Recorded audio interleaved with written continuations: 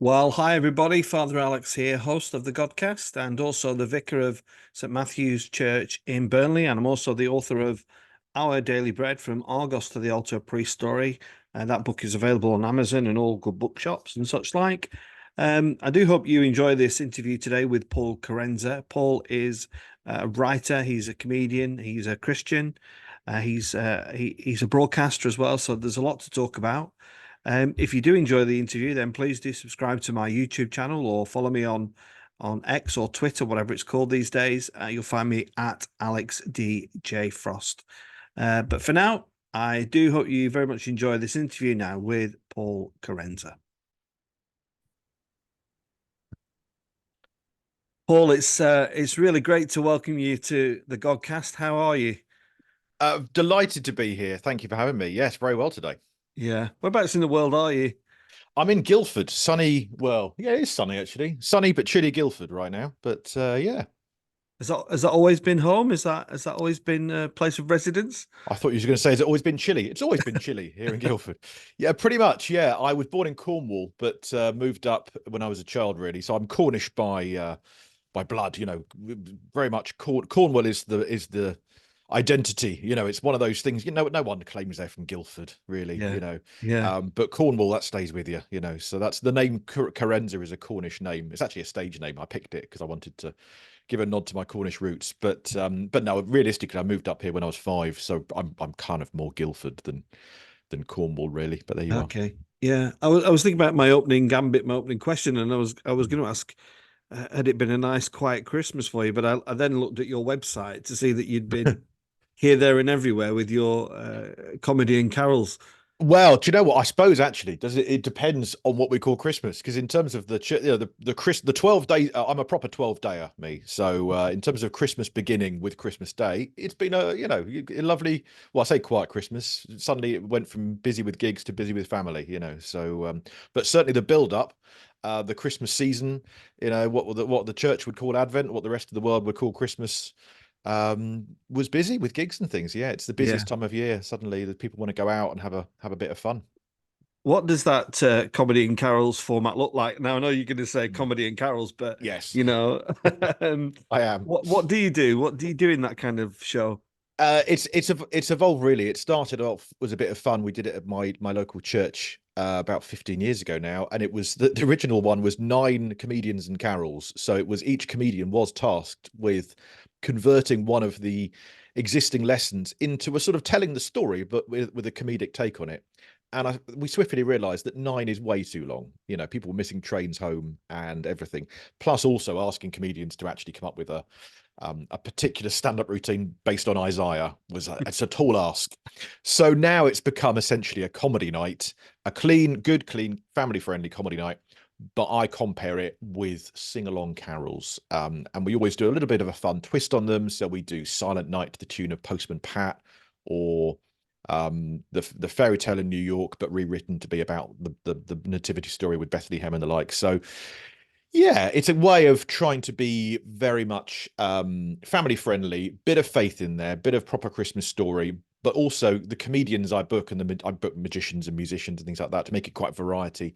And normally they are, I'd say mostly Christian, but normally per show there's often one who's a good clean act on the circuit, but who really only goes to church when it's sort of weddings and funerals. So what's lovely about that actually has been seeing non-Christian comedians come into a church setting and go, actually, you know what, this isn't what I expected. This is nice. This is I haven't burnt up on entry. So it's yeah, that's been really nice as well. Sort of almost outreach to the comedians as well as to the communities because it's a bring a friend event.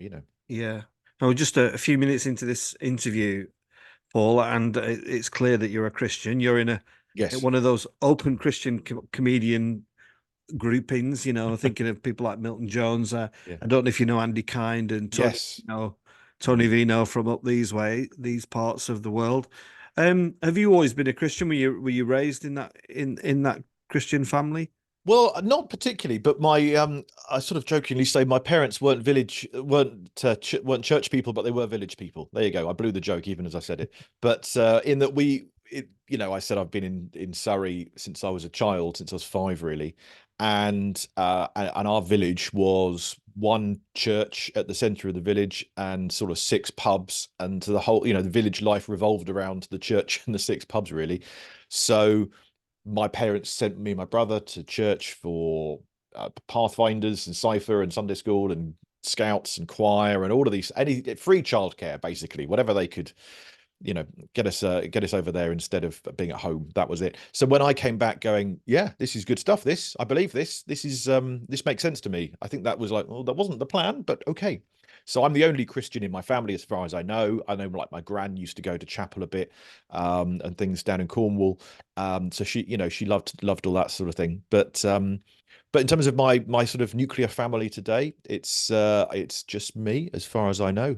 But I was sort of, as a result, as a teenager, just kind of finding my way as a Christian, like, be the only one in my family going to church. I'd sort of say, see you later. I'd cycle off to church and chain up the bike outside, have a sing, have a worship, come home again for lunch. That was my Sunday, really. Yeah. Was it difficult being a teenage Christian? I was I read something on Twitter this morning where somebody had posted, the problem with church is once the kids are too old for messy church, nobody quite knows what to do with them. Was that your experience?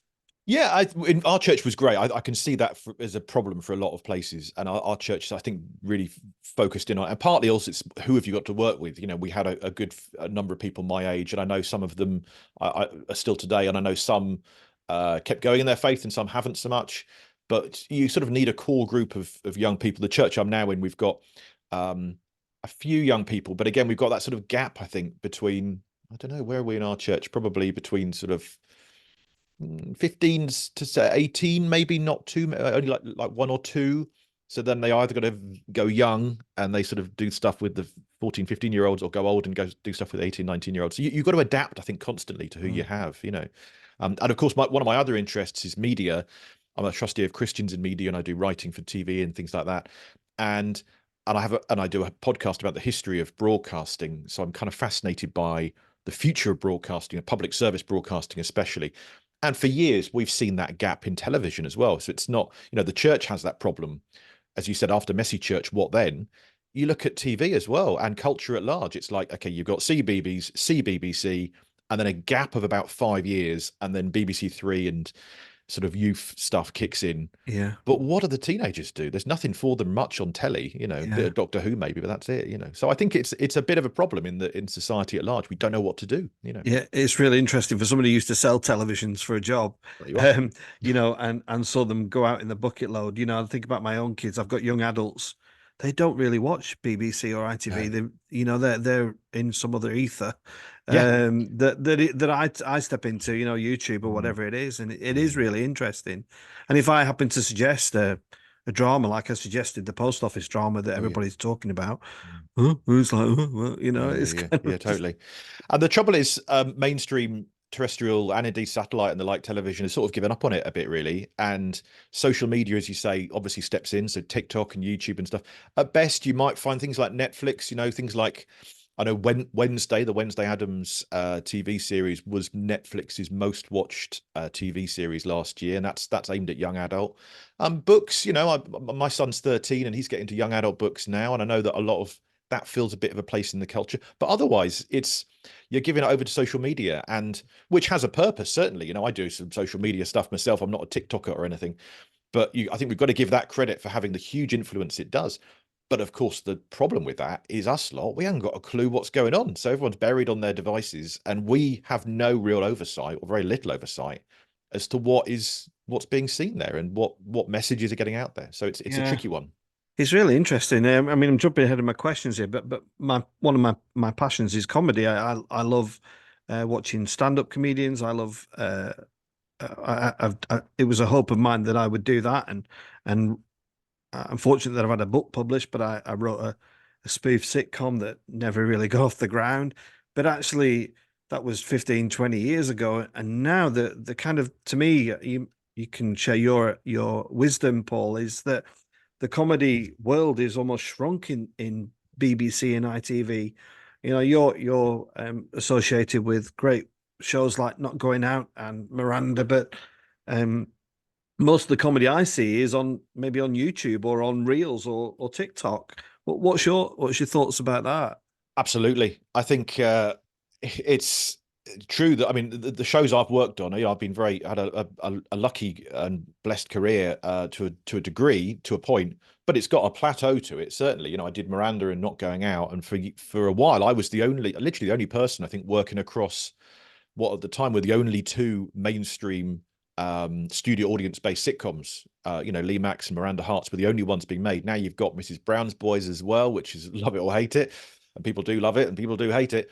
For a while there was Upstart Crow, the Ben Elton sitcom, but that's no longer being made. There are no other studio audience sitcoms, and that's, of course, it's been going out of favor for a little while. I like to hope that there is a future for it, because the stuff I grew up with, your Blackadders, Faulty Towers, Only Fools and Horses, I think the single camera show doesn't really replace that. I don't think it's a comedy drama. It's not the same thing.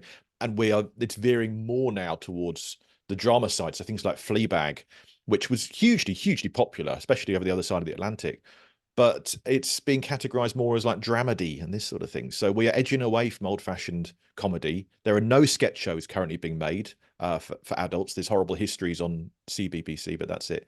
And hardly any sitcoms being made. Ofcom have called comedy an at-risk genre, which is a bizarre way of looking at it. But yeah, it's not a good time for that, because, as you say, they've moved on to the TikTok and the like, and the commissioners unfortunately are giving up and going, actually, it's quite expensive to make sitcoms, so we'll make panel shows instead. Do you think the nation has lost its appetite for comedy? I mean, I kind of, I think COVID as one of the residues of COVID is that I personally feel that maybe some of us have lost our sense of humor. I feel that about myself sometimes. It's like, gosh, I've lost my funny bones. I've lost my capacity to laugh at stuff, Right. or for people to take the proverbial out of me. Is that just me, Mm. or do you think that's um, It's funny, isn't it? People will say with COVID you lose your sense of taste, and lose your sense of humor as well, maybe, or at least I think we're in a changing time where, COVID has changed habits. Certainly, people aren't going out as much, so the comedy circuit has shrunk. There are more comedians than ever, but fewer gigs than ever. There are certain ones still going, and they're doing all right, but people aren't going out. But I can't argue against that, because habits have changed. Before COVID, a lot of people didn't have, they might have had Netflix, but since then Disney Plus has come along, Paramount Plus, all these different things. Suddenly it's too much content that we can't fit it all in, so why go out for stuff as much? So I get that fully, but when we gather, magic stuff happens. It's great. I do loads of comedy shows for churches. It's great. You can see community building through that. As for telly and radio and the like, we're laughing at different things. There's a certain sense of, should I laugh at that? We're more sensitive. I think there are massive benefits to that. We're more aware of offense to others. At the same time, there's a lot of reticence about, oh, should we make this show? Is it going to be what if? A lot of the what if, about that. So that's shifting. I think we will always want to laugh, and I think we do want to laugh. And there's nothing like a good comedy that unites people. So when a thing breaks through, and I don't know what the recent ones would be, but the ones that really do well, Ghosts has done pretty well. That's been a good family-friendly thing people have liked. I still get people saying about Miranda. I get people come up to me and say, like, oh, my teenage daughter, that helped her through teenagedom, and that sort of scoops up people there, which is great. But it needs a big hit, and you've got to find them, you've got to commission them, you've got to nurture them and the like, and it's not currently being looked at in the way it was in the past. I think it will come back again, certainly, but it's not a great time at the minute for comedy creation, I think. what do you think it was about Miranda? I mean, I've got an 18-year-old daughter that gets up and watches reruns, just watches it and loves it and still laughs. So, Mm. what do you think was the magic ingredient of that show, Paul? Well, it's Miranda, isn't it? I suppose is the magic ingredient. She just nailed it.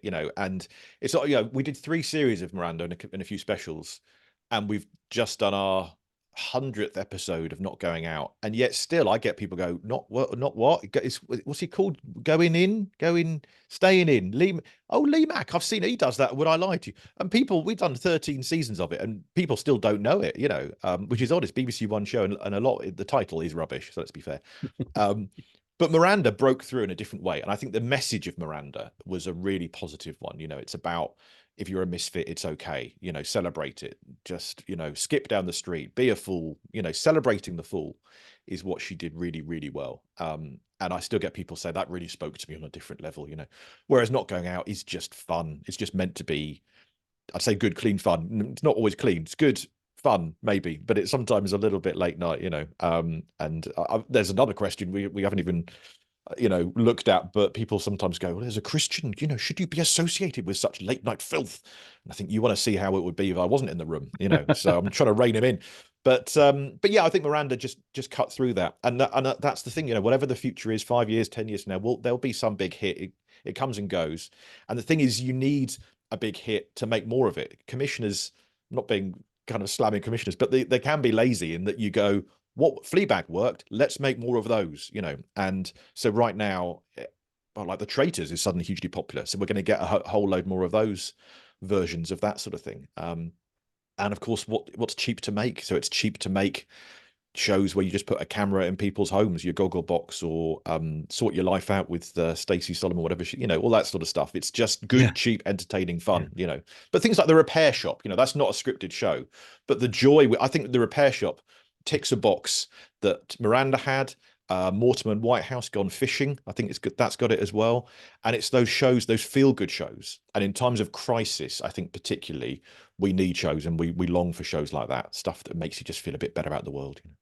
And when time is called on a show like Miranda, and I suppose the standard response is, "Oh, we want to finish on a high." How does the writer feel about that? As yourself, you're thinking, well, you're Yeah. taking away my income. Yeah, Thanks I very know. much. Yeah, it's yeah. When they say finish on a, you go, finish? What? Finish? No, no, don't finish. And the thing is, I mean, writing's not, it's not a brilliantly paid job most of the time. And it's, you sort of look at those. I'm Not Going Out's probably got another series in it. We're having a bit of a gap year this year ahead, it would seem. So I read in the Radio Times. And you hope it will continue, but you're always aware it can't. I mean, Not Going Out's had a far better innings than any of us thought it would. It's gonna, I reckon it'll probably have one more season in it, maybe a few specials or something like that. But Lee is a workaholic, and Lee Mack would love to just keep making it. He'll just keep going, and that's brilliant. Miranda wanted to just do 3 and a few seasons, and that was enough for her. But yeah, we cling to the hope they'll do more. Of something. Would be nice. Yeah, and just going back to your point that you made a minute ago about should Christians be laughing at X, Y, or Z? I'm a vicar who's seen most of the most edgy comedians. I saw Chubby Brown when I was a kid, and more recently Jimmy Carr. Is there a threshold, do you think, Paul, where Christians should say, I'm not going to watch this because it might offend others? I mean, I personally don't get offended by anything really. I mean, there's been 1 or 2 people I've seen, I've thought, whoa, okay. Yeah, yeah. But what's your take? Yeah, I go back and forth a bit on it actually. I think I grew up watching every sort of so-called edgy show, late night Channel 4 and whatever I could find. I was a comedy nerd as a teenager, and I've always thought I'd much rather be in the room. I'd never walked out of anything because I'd much rather be in the room than not. Much rather, even if you don't choose not to laugh at a thing. Sometimes I've laughed at a thing and thought back and thought, oh, that was probably not a good thing to laugh about. Does that help the world? Has it helped what God wants for this world? And I've told jokes like that in the past as well. Not for a while, I would hope, but I know I can think back now and think, oh, that joke, that routine, that bit when I started out. And I think when I started out, I hadn't fully married up like being a Christian and a comedian. I thought, oh, these are just jokes, and they are just jokes. They are. At some point, we need to just go, actually, come on, folks, look, this is just, we're having a laugh here, and we're sometimes trying to put the world to rights a bit by having a laugh, and part of that is exaggerating, and it's satire, and it's punching up rather than punching down and things like that. But that's certainly something I'm a bit more aware of. I think to begin with, I never sort of was, I was never Frankie Boyle or anything, but I'm sure I did jokes.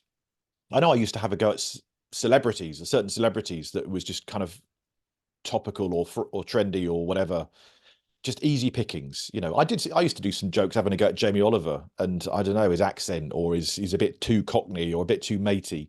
And then I met him and he was lovely and I felt awful. And I think that was a real turning point. I thought going to be a bit more careful about having a go at random celebrities and the like. And because you could, it's easy to jump on a bandwagon and go, oh, everyone else is having a go at, Yeah. Jordan or whoever the person is of the day, but then but more, as I said at the start, some of that sensitivity we now have, which is often painted as a bad thing, all snowflakes and the like. But actually, you look like Britney Spears or someone like that who is having a horrible time. And I don't really fancy doing jokes at her expense. People Yeah. like that are really, really struggling. And sometimes if you can see the struggle people have in their lives, you think, why go after them with a laser focus, and all that sort of stuff. It's tricky, so I think maybe I'm getting old and just leaning more. I love comedy. I do love it. But at the same time, I teach screenwriting at a university, and I've got a drama script in development. And, we're speaking about this. I don't know when this is going to sort of be going out, or indeed when people listen to it, because people listen back to these things much later. But in the wake of the post office drama on ITV at the minute, and we're seeing before our very eyes the power of a really, really good drama to create empathy in people and to actually get behind the story a bit. And now, of course, there's all this head scratching going on, like, but why was no one talking about this earlier? And the media going, we were talking about it earlier. Why are politicians only choosing to act now? Well, because suddenly there's this groundswell of millions of people watching this show and really feeling for these people's lives in a different way. But that's, I suppose, more about the power of drama than comedy. But all of it, it's all just making sense of the world, isn't it, really, via entertainment, I suppose, Yeah. I'm really uh, I'm really fascinated by writing, Paul, and I'm just interested to learn how, when you're taking a stand up and you sit down at your desk and you think, I'm going to write some stand up, or you're taking the genre of a sitcom, I'm going to sit down and write some sitcom, or I'm going to write some serious drama. Can you just explain to us the process, or how they might be slightly different, and or what your approach might be to it? Yeah, I think, and every project is different for a start. So, there's a drama, for example, okay, there's a drama script I tried working on last year, an original idea of my own. And it was, I suppose, if it was anything, it was a comedy drama, but it was more drama than comedy. It had comic moments in it, comic characters, but I was trying to do that drama serial thing where end of each episode, there's a serial quality to it and you want to know what happens next. Um, and it didn't, I've had it out there. I don't think it will go anywhere. I've tried it in a couple of producers and channels and things. It could be I can come back to it and see. So no project's ever dead in the water until you sort of decide it's so. But then in this other drama script I'm working on at the minute, and maybe actually in the light of the post office saga, it's a true historical story about a forgotten pioneer in radio that I think needs more credit. And she's an overlooked female radio pioneer who's literally, the history books have replaced her with a man who came along 2 years later and say, oh, he was the first to do this. No, like, no, and she's got this brilliant story. It's never been talked about or written about. I'm in touch with her family who are saying, why is no one talking about our grandmother who was brilliant at this? So maybe in the wake of the post office saga, I'm looking at that a bit more going, actually, there's a real sense of injustice in this story, and there's a sense of righting wrongs and using this drama to sort of process that a bit. And, women in STEM is a big issue. I'm not saying that you should sort of rather cynically look at the issues of the day and go, my little story latches onto that bandwagon. But at the same time, finding visceral, interesting, vital stories that can improve the world, great, why not? At the same time, I know people who write horror and stuff, and they're not out to really, do any big world-changing stuff, but distract us with entertainment. So there's value to all of these things. And then the sitcom stuff, I'm working on a sitcom idea at the minute with a friend, and there's hints of religion and faith and that sort of element in it. And part of that is about us wanting to get that out there into mainstream media a bit more and go, look, this is good. It's a good thing. Faith is not, whenever you see a vicar on telly, it's normally in Midsummer, and they've either done the killing or they've got the hand in the till or whatever. There's always some dodge, but that's because, in a crime drama, you've got to fill it with dodgy characters. But it doesn't reflect that well, does it? On things. I was watching so I've just been watching the post office drama this week, and when you've got the former CEO of the post office, and then it's revealed that she was also ordained, and of course you pan down and then you reveal the dog collar, And then what is she preaching on? Firstly, it's in one of these centuries-old village of Dibley, county of Midsummer type churches that you only ever, that do exist, but it's the only church you ever see on television, bells and smells and the like. And of course, she's preaching on the wisdom of Solomon and how effectively, that subtextual thing of like how she's right and others are wrong. And you just think, oh, it looks so heavy. Faith can look so heavy-handed on television. So that's part of our mission statement with our sitcom, just to go, actually, faith is a living, breathing part of humor and humanity in everyday life. Yeah, it's fascinating listening to what you're saying. You're an established writer, Paul, aren't you? You've got some big wins behind you, but it's also interesting to hear the challenges. And I've spoken to other comedians who, they spend endless days writing and Mm, almost toss the script over the shoulder into the bin yeah. because they think it just hasn't got legs. Do you, when Mm. you're writing a drama, do you put the feelers out quite early to see if there's interest, or whether it's got legs, or before you invest your time and effort? Yeah, absolutely. It's and depends again on the project, but sometimes you get a project where you write the full script up front. Sometimes you actually half write it or start writing just little sample scenes and spend a bit longer on the pitch, the 1 or 2 page pitch. But again, it's getting in touch with producers. Maybe it's finding someone who's warm to ideas. Many producers are just going, look, I'm too busy. I've got my own stuff going on. I can't read your stuff.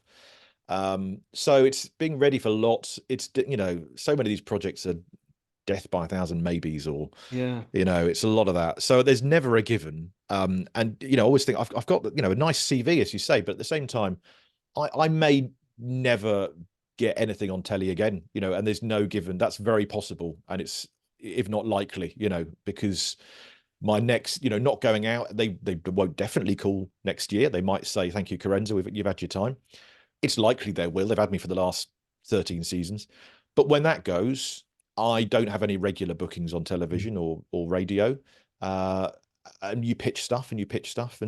But I know actors, I know some successful actors who can sort of, I'm pretty sure they'll do all right.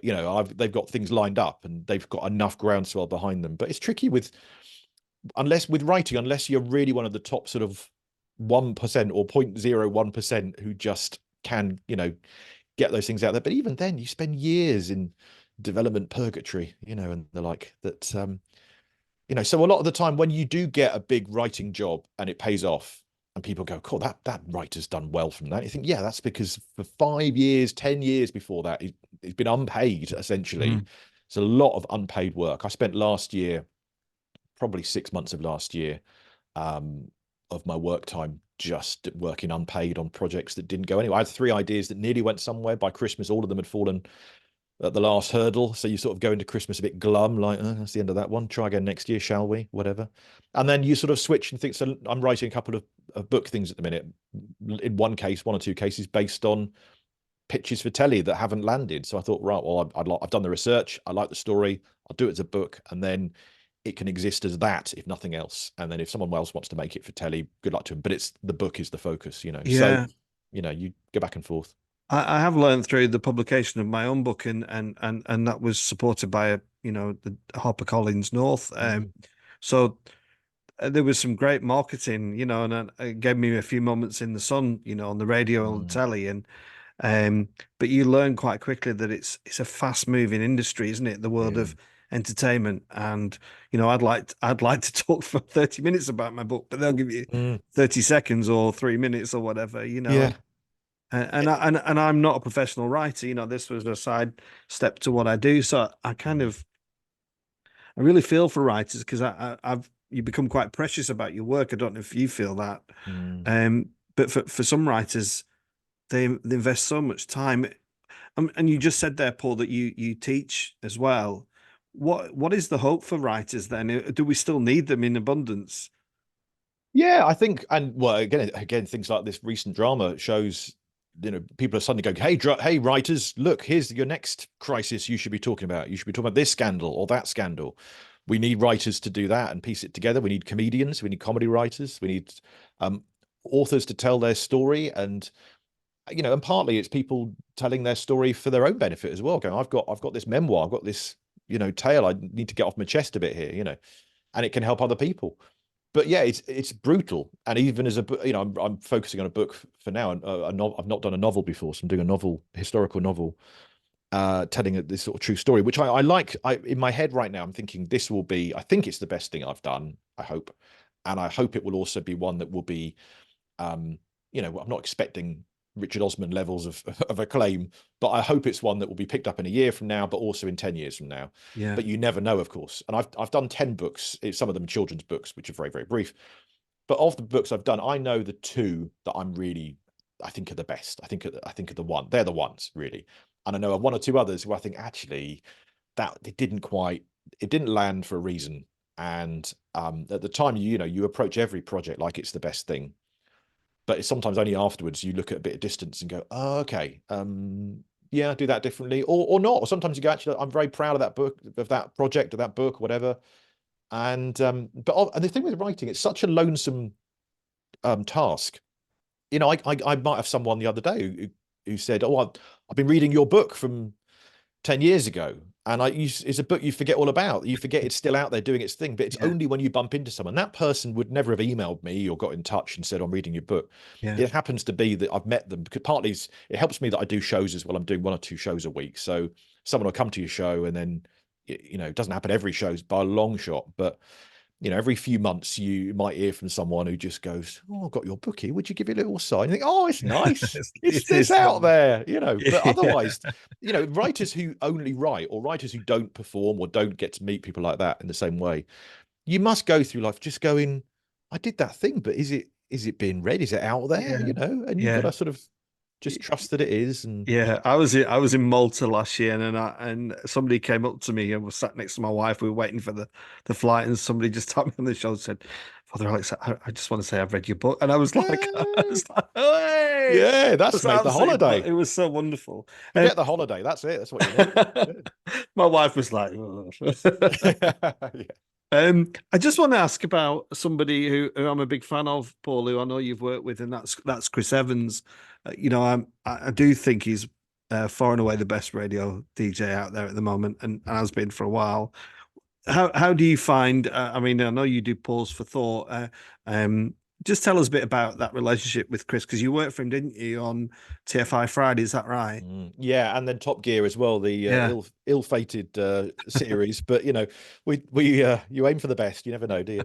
But yeah, so I did it, and that's all just pot luck. I did pause for thought with him, and then I happened to be in there the day that he was. I mean, Chris is a whirlwind as well, so he's generating publicity around him, but he's leaning into it, and he just the cameras would follow him. Certainly back then, he's retreated a little bit more now with Virgin of the Light, but certainly then BBC, Radio 2 breakfast show. It's the most listened to radio show, I think, in Europe. I think it was at the time. I don't know if it still is. I think it's certainly still up there. So there's always something going on, and there were cameras outside the studio. This was before COVID. We'd go into the studio up at Wogan House, which is just closed actually this week. And so I've been reflecting a bit on the Wogan House days, where you'd go in and you walk past the paparazzi and the like, because they're just there all the time, knowing that every day celebrities would come in and out. And yeah, and then Chris sort of announced on air that he was the new host for Top Gear, and I was doing the pause for thought, and he knew I was a writer. I don't think he's seen anything I've written. I don't think he's ever seen comedy.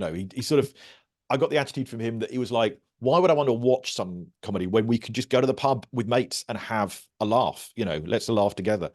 But he knew I was a writer, and so he said, do you want to come and write? We might need a writer. So I went, yeah, great. In fact, before that though, the TFI Friday thing, that was coming back. And I told him, this is right, I've forgotten this. I did the pause for thought, and I told him off air between the songs.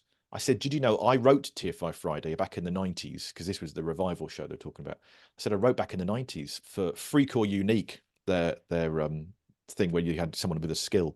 And he goes, oh, great, did we get back to you? And I said, you didn't, but it's fair enough. You had a lot of people who said, I'm sorry about that. And he said, what was your skill? And I said, well, I've got no belly button. So I was just going to reveal my lack of belly button.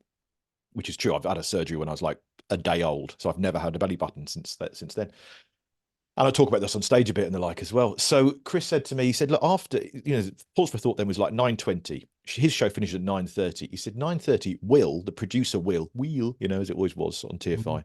He said he's coming in. We're going to go and film a couple of little clips for YouTube in the next door building. Do you want to come over and you can have a go at Will that we didn't get back to you about your freak or unique thing? I was like, yeah, all right. So he whisked me off, and it's on YouTube to this day. You can see me confronting Will that they never got back to me about, my application in 1997, and yeah, got chatting from there. Got to write for the show, so good fun. Yeah.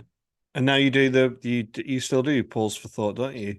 Still do Pause for Thought under Zoe Ball, and yeah, I did it this week, and that was nice. So yeah, I'm Nearly now threw in a gag there and said not literally under. yeah, exactly. That's very true. But now, I mean, literally, we're miles away now because I do it from home most of the time. Partly they've moved the time slots at 7:15 rather than 9:15, which makes it a very early start if I were to get up to London for then. But also they've kept that option open to do it from home or I normally go in once or twice a year to put a face in.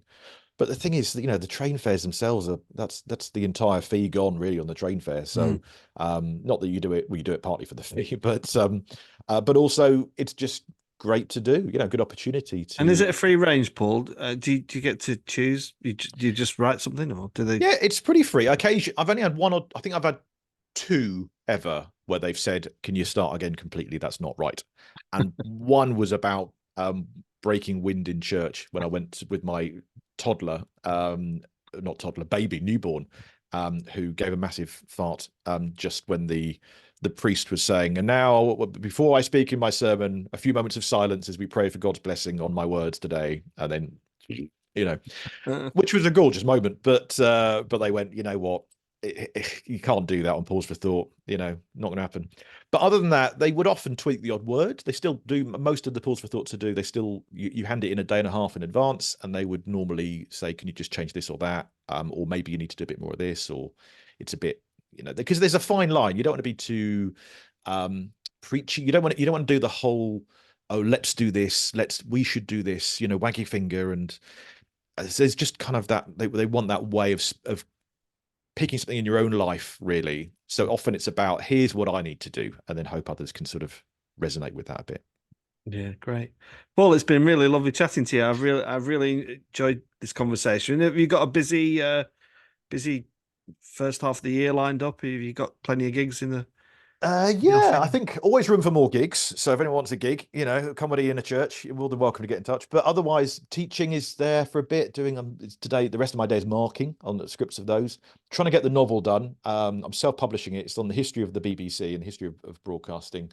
So that I'm half written it. I've got to finish that. And I'm really knee deep in that. I do this podcast called the British Broadcasting Century about the original moments of broadcasting. And so now we've had the centenary. So now I'm looking at those little individual pioneers and like the first radio drama, the first religion on the radio, the first the first radio crossword puzzle was 1923, I think it was, which is an odd choice and obviously didn't last long because it turns out you can't do crosswords on the radio. But so I'm enjoying delving into 100 years ago and seeing who those forgotten broadcasters were. So that's the first half of the year. And then on the road doing shows, I do a show about that called an evening of very old radio, and I bring my gramophone player and pip and all that sort of thing. So yeah. So that's a good different route to take as well. Right. Well, good luck with all that. And is there anything you want to plug before we go?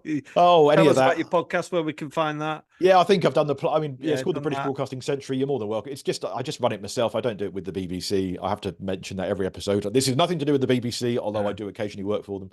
Yeah, that's the sort of thing I've been trying to pitch last year and trying to get those stories out there. In terms of the religion tie-in, I've been particularly fascinated by the origins of religious broadcasting. I recreated that on stage last year because I've got a copy of the sermons, and we've actually sort of recreated the entire experience and recorded that for the podcast. And my latest thing, I've literally discovered this like last week. Turns out that in the 1890s, you could actually not radio broadcasting, but you had this thing called the electrophone. You could plug into your house and you could listen to sermons from your house. If you were in London or Bournemouth, I think it was. So I'm intent on doing a bit more research into that, because there's these flyers I found where they actually listed by name the ministers you would hear. So you could select different channels back in like the 1890s. This is Queen Victoria was a fan apparently, so she could go down the list of and decide I'd like to hear that preacher today. Thank you. So I think I that's could talk to you for ages, Paul, bizarre. because I love looking back. I used to do hospital radio, and Yeah. it was in the days of vinyl, and they had this Mm. cabinet with records that have not been played for. Oh yeah. I used to just pull them out and just say, Yeah. "Oh, let's play this," and it would be something like Edith Piaf, and Mm. and then I'd go and find something from Shawaddy Waddy or whatever. Yeah. Oh, yeah. There you go. Who needs it? Yeah. Lovely. Well, Well, thanks, thank you, Alex. Paul. Thanks so much. And anybody Bless you. who's enjoyed this, check out the Godcast. There's loads of comedians, there's loads of Christians, there's loads of musicians. You just Google it and you'll find it out there. So, Paul, thanks ever so much. Thank you. Thank you, Alex. God bless you and all you do. Thank you.